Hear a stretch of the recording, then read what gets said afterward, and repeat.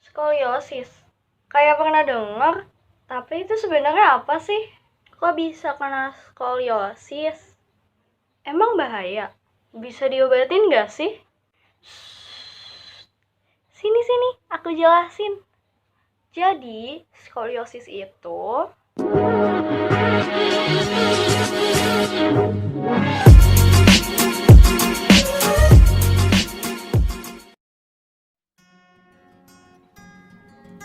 kalian pasti pernah dengar kan istilah skoliosis?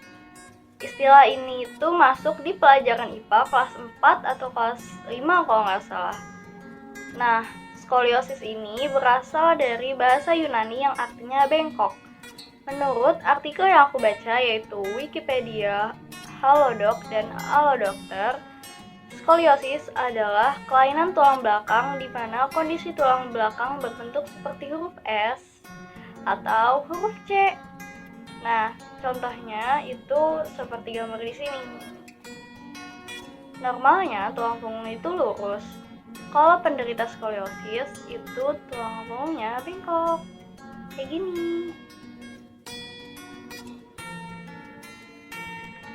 Tiap manusia bisa kena skoliosis, guys. Baik perempuan maupun laki-laki.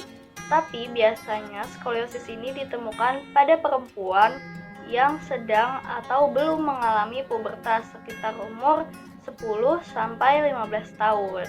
Kayak gitu. Cuma nggak jarang juga kita nemuin ibu-ibu yang udah berumur tapi dia kena skoliosis. Dan gak jarang juga kita nemuin laki-laki yang terkena skoliosis juga gitu.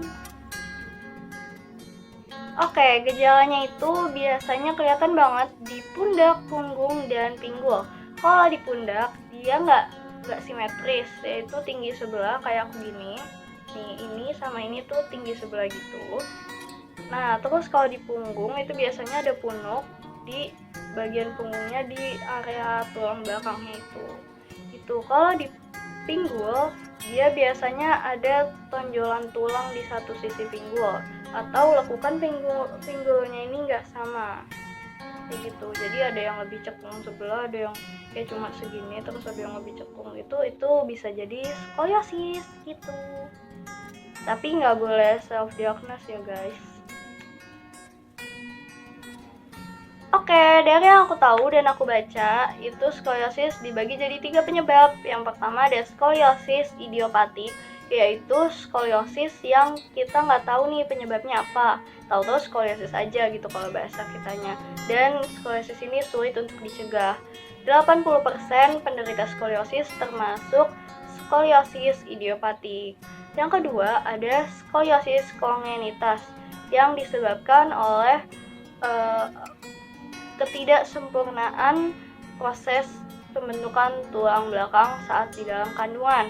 Yang ketiga itu ada skoliosis degeneratif yang dimana terjadi karena adanya rusak tulang belakang yang terjadi secara perlahan.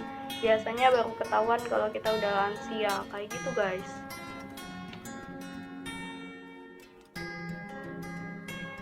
Oke, untuk skoliosis tidak ada obat yang bisa dikonsumsi agar tulangnya lurus kembali, tapi ada obat untuk meredakan nyeri tulang. Untuk penyembuhannya, kata dokter, gak bisa sembuh 100% lurus kayak orang-orang normal. Biasanya itu masih ada lengkungan sekitar 5 atau 7 derajat. Pokoknya intinya 1-10 derajat gitu. Untuk penyembuhannya bisa dibagi jadi 3 tahap tergantung usia dan derajat kemiringannya atau kelengkungannya. Yang pertama itu observasi, yaitu dokter hanya ngecek 6 bulan sekali untuk melihat apakah dia ada perkembangan kelengkungan atau enggak. Biasanya ini dipakai untuk orang yang usia 19 tahun ke atas atau orang yang udah tidak masa pubertas dan derajat kelengkungannya itu masih kecil.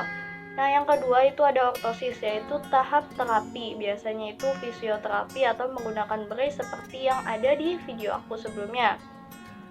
Dia biasa digunakan untuk anak-anak yang masih pubertas, namun derajat kelengkungannya masih kecil, kayak gitu.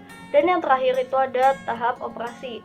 Ini dilakukan kalau kalian masih kecil atau masih anak-anak yang masih dalam masa pubertas dan derajat kemiringannya udah parah, atau kalian udah dewasa tapi derajat kemiringannya udah parah, itu biasanya pakai operasi kayak gitu.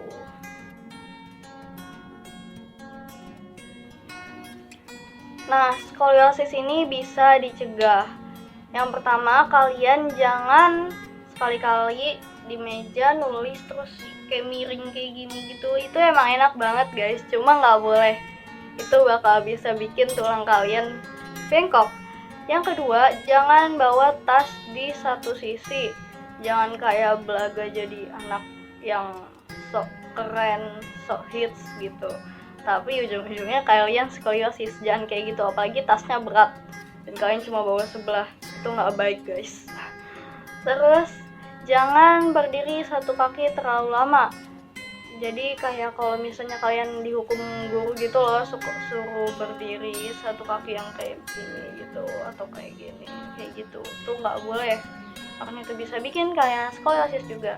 Dan jangan tidur di meja yang kayak kalau kalian duduk terus di meja kalian kayak wow, kayak gitu. Kan kalau di kelas nih ya, suka banget nih kalau nggak ada guru terus tidur deh di meja sampai kayak gini, kayak gitu tuh nggak boleh banget, nanti bisa bengkok tulangnya. Maaf guys, cuma mengingatkan jangan sampai kalian kayak aku. Udah cukup aku doang, berhenti di aku aja, jangan ke kalian. Itu dia pembahasan atau penjelasan sedikit mengenai skoliosis. Aku harap kalian paham dan ngerti maksud aku, dan maaf banget kalau omongan aku berlibet-libet, berbelit-belit, dan bikin kalian susah mengerti. Kalau masih ada yang nggak dimengerti, kalian bisa komen di bawah, atau ada request video-video lain mengenai skoliosis atau yang bukan mengenai skoliosis, kalian bisa komen aja di bawah. Dan jangan lupa like dan subscribe channel ini. Terima kasih buat kalian yang udah suka videonya, dan semoga bermanfaat buat kalian, semoga menambah ilmu pengetahuan kalian. Dadah!